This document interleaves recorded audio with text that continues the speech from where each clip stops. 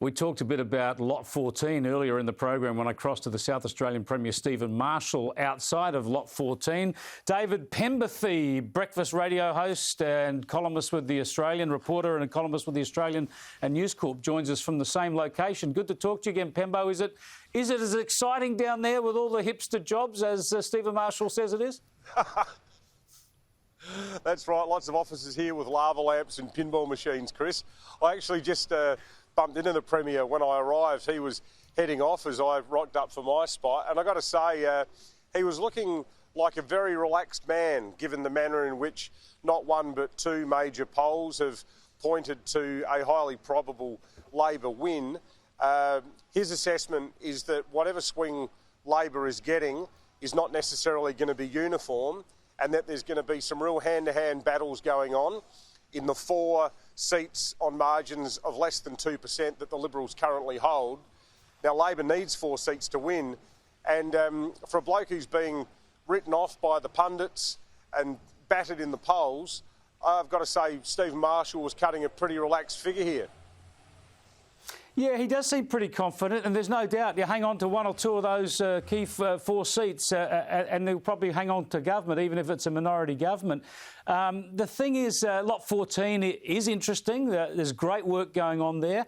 The South Australian economy has picked up, and there is a vibe about Adelaide that I think hasn't been here for the last 15 years. Now, you'd know this well. You lived in Sydney and you've come back to Adelaide.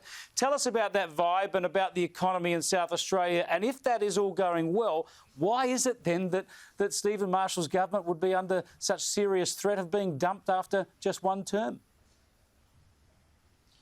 Well, to the first part of your question, Chris, there's absolutely no doubt that Adelaide has changed and changed for the better over the last 4 years.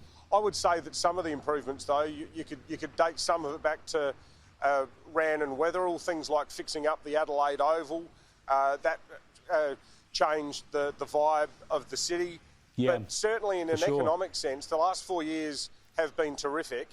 And you know what it's like. I mean, the defining political moment for my generation and your generation, both of us being now slightly on the wrong side of 50, was the collapse of the State Bank in 1993.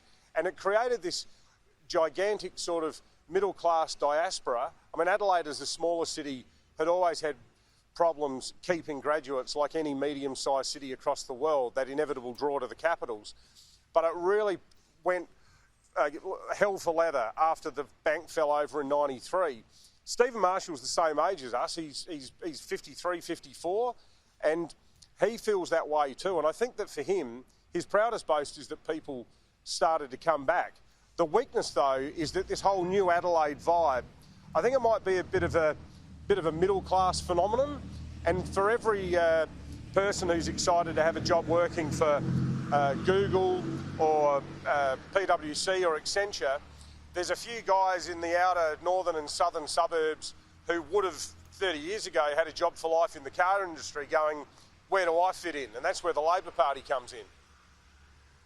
Yeah, spot on, Pembo, spot on. Although some of these dates are seared into my memory. The bank collapsed in 91 and then it was 93 when Labor lost government. And, of course, around the same time, South Australia lost the Grand Prix as well. And you've been hot on this fact that by Marshall scrapping the V8 supercars off the old part of the old Grand Prix circuit, that's really disenchanted some mainstream voters, and it was a gift for Malinauskas to say, vote Labor and we'll bring the V8s back.